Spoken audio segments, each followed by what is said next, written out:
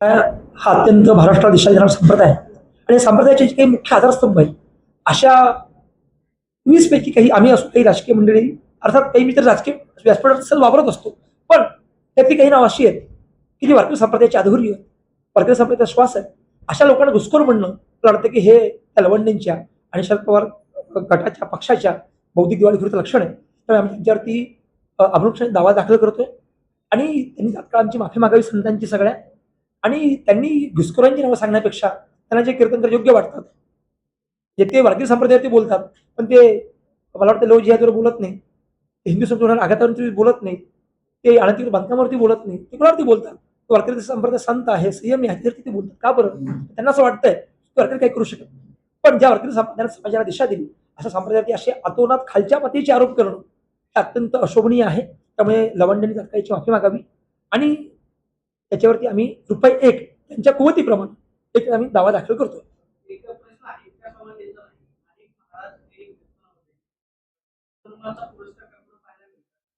संतांची कीर्तनामध्ये आपल्याला भागवत धर्माचा प्रसार पाहायला मिळाला. आता सहजपणे हिंदू धर्माचा उल्लेख केला जातो. त्याच्यामुळे आधारित कीर्तन जे आहेत केली जातात. वारकऱ्यांसाठी कोणता धर्म महत्वाचा आहे? भागवत धर्म महत्वाचा आहे की हिंदू धर्म? लक्षात घ्या, वारकरी संप्रदाय हा मूळ वैदिक सनातन संप्रदायाची एक शाखा आहे. संतांनी एवढं मोठं काम केलं की त्या वारकरी संप्रदायाच्या कामामुळं आणि विस्तारामुळं लोकांना असं वाटू लागलंय की सनातन संप्रदाय वेगळा आणि हा संप्रदाय वेगळा, असं काही नाही आहे.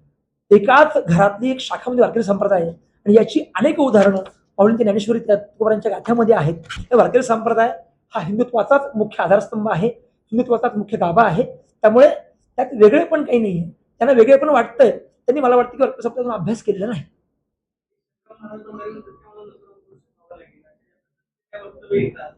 हे वारकऱ्यांना किंवा जे महाराज लोक अध्यात्माचा प्रसार करतात इतकं योग्य आहे असं वाटतं. आणि राजकीय नेत्यांची उदाहरणं जी आहेत ती अनेक महाराजांकडून केली जातात किंवा दिले जातात, दाखले दिले जातात किंवा त्यांचं गुणगान केलं जातं.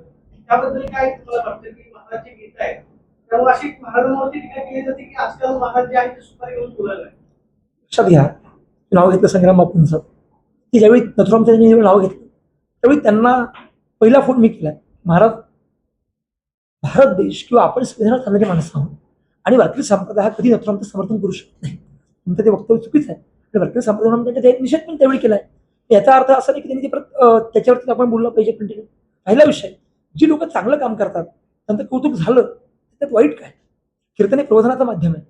आणि मगाशी एक माझा मुद्दा राहून गेला, गाडगे बाबांसारखी लोक, तुकडोजी बाबांसारखे संत ज्यावेळी होऊन गेले, त्या संतांना ज्यावेळी कुणी थारा दिला नव्हता, ते थारा देणारं देगलूरकरांचं घर. त्यामुळे तुम्ही ज्यावेळी अशा लोकांकडे टीका करता की नाही, तुम्ही आत्मपरीक्षण केलं पाहिजे आणि अभ्यास करून बोललं पाहिजे. त्यामुळे एवढंच सांगेन मी की जर चांगलं काम केलं आणि ते चांगल्या कामाचं कौतुक होत असेल त्याच्यात गैर असण्याचं काही कारण नाही आहे. आणि ज्यांना दुखणं आहे या गोष्टीचं तर त्यांनी असं काही काम करावं, तुम्ही ते कौतुक करता येईल. आणि वारकरी संप्रदाय कधीही माणसांचं कौतुक करत नाही. पण सज्जन माणसाचं पुण्यवंत व्हावे तिथं सज्जनांची नावे, ते चांगलं काम केलं वारकरी संप्रदायाचं समर्थन करतो. वारकरी संप्रदाय किती दिवसाची वर्षाची परंपरा आहे. बऱ्याच सगळ्या व्यवस्थित चालतात. या 10-5 वर्षातच असे राजकीय वाद होतात. वारकरी संप्रदायावर प्रश्नचिन्ह निर्माण केले जातात. याच्या दिशेने घुसखोरी झाली असं तुम्हाला नाही वाटत? तुमच्यावर आरोप करतात, तुम्ही त्याच्यावर करता. ते पुरोगामी म्हणतात, तुम्ही उजव्यांच्या श्रेणीचे म्हणतात. त्याच्यातून संतांनी दिलेल्या त्या संदेशाचा फायदा काय? महाराष्ट्राचा आदर्श कसा घ्यायचा? लक्षात घ्या, सूर्यचंद्र असेपर्यंत ज्ञानोबाराय तुकोबाराय सगळं संतांचं वाङ्मय आहे असं असणार आहे. त्यांचे विचार हे सूर्यप्रकाश एवढे स्वच्छ आहेत. ते जी लोक टीका करतात की नाही त्यांचा अजून वारकरी संप्रदायाचा पुरेपूर अभ्यास नाही. त्यांनी जर बारकाईने अभ्यास केला असता, तुम्हाला म्हटलं मी संविधान दिंडी काहींनी त्याला विरोध केला होता, तर समर्थन करतो की वारकरी संतांचा मूळ गाभा संविधानात आहे आणि ते घेऊन तो तुम्ही जात असाल तर त्याला विरोध केला नाहीये. पण त्या दिंडीच्या नावाखाली तुम्ही जर संत विचारांना गालबोट लावत असाल, संतांची परंपरा गालबोट लावत असाल तर आपण त्याचा विरोधच आहे. आणि काल त्या लवंडीने जी काही नावं घेतली आहेत ती सगळी नावं वारकरी संप्रदायाची विशुद्ध परंपरा सांभाळणारी आहेत. त्यामुळे त्यांनी जर टीका केली तर बोलणं आमचं कर्तव्य आहे. त्यामुळे जी लोक मगाशी तुम्हाला म्हटलं मी की पतिव्रता ती व्रथा वृथा गुंतवली, चांगली माणसं काम करतात त्यांच्यावरती टीका करून काय आहे? कुत्रा आपल्याला चावलं म्हणून आपण त्यांना चावायला जायचं नसतं. हे बिचारे सगळे संत आहेत, हे काही बोलणार नाहीत. तर त्यांची भूमिका आपण मांडावी त्या अनुषंगाने मी आज आपल्या पुढे बोलण्याकरता आलो. त्यामुळे मूळ वारकरी संप्रदाय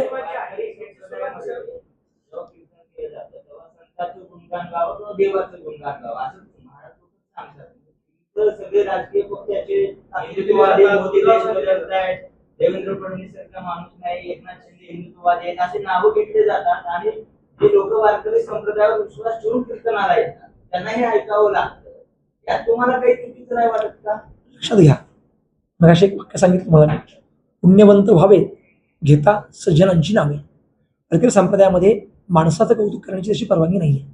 पण तुकोबाराय तर म्हणत असतील, शिव तुझे नाव ठेविले पवित्र. शिवाजी महाराज तुम्ही खूप चांगलं काम करतात आणि तुमचं सगळं नाव किंवा तुमचं काम हे विश्वासाचं सूत्र आहे. त्या त्या काळामध्ये तत्कालीन संतांनी जर एखादा राजकीय नेता म्हणून म्हणत नाही मी, पण राजकारण किंवा राजसत्ता आणि धर्मसत्ता ही कायम हातात हात धरून चालत आलेली आहे.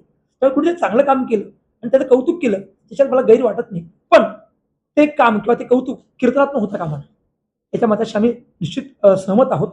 आणि सहसा जे विशुद्ध परंपरा सांभाळणारी मंडळी आहेत ते कीर्तनात्मक कौतुक करत नाही. पण यासोबत कीर्तन हे प्रबोधनाचं माध्यम जर असेल आणि शासनाच्या काही योजना आहेत, शासनाने काही चांगलं काम केलं आहे, कीर्तनामध्ये एखादी जर 1,00,000-2,00,000 माणसं समोर असतील, एखादी शासनाची योजना सांगितली, जसं लाडकी लेक मी संतांची, पूर्वीच्या काळी संत म्हणतात की मी संतांची लाडकी लेकी, तर आम्ही कायम सांगतो लाडकी बहीण मुख्यमंत्र्यांची. मुख्यमंत्री पद काय एखाद्या पक्षाचं आहे का? संविधानात आहे ना. ते धर्मसत्तेचं आणि राजसत्तेचे प्रतिबिंब आहे ना.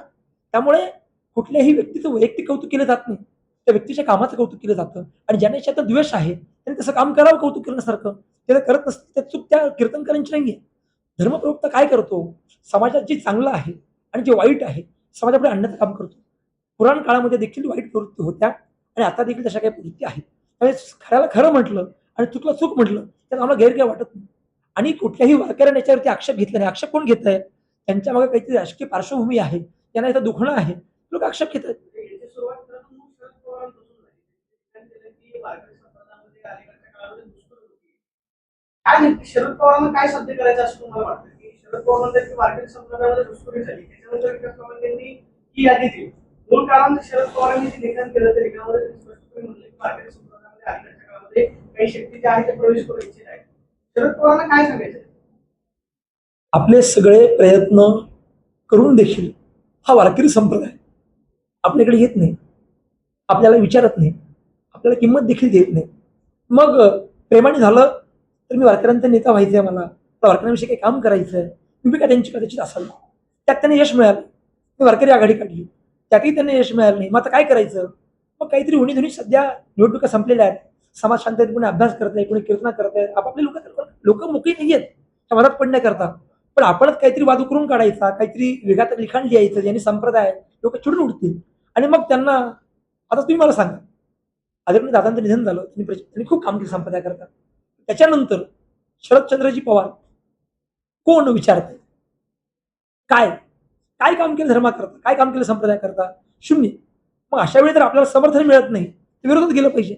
मग हे लिखाण करणं, या टीका करणं त्यात सुरू झालं. त्यामुळे वारकरी संप्रदायातला धर्मांध म्हणणं, किंवा ते असंही म्हटलं होतं, एक वाक्य मला त्यातलं आठवतं लिखातलं, की स्त्रियांना त्याच्यामध्ये वाव नाही आहे, टक्केवारी कमी आहे. सर्वाधिक स्त्रियांना हक्क कोणी दिला असेल तर देणारा वारकरी संप्रदाय. कदाचित शरद पवारांना आम्ही राजकीय ज्ञान देत नाही आणि त्यांनी आम्हाला आध्यात्मिक सल्ले देऊ नये. नाही, वारकरी संप्रदायाचा पुरेपूर अभ्यास करावा आणि मुळात ज्या विषयाचा आपला अभ्यास नाही त्या विषयावरती आपण बोलू नये. ते सांगते एखादा ज्येष्ठ आहेत त्यांना मी सांगू नये त्यांना मी, पण दुर्दैवानं आधी सांगण्याची वेळ आली.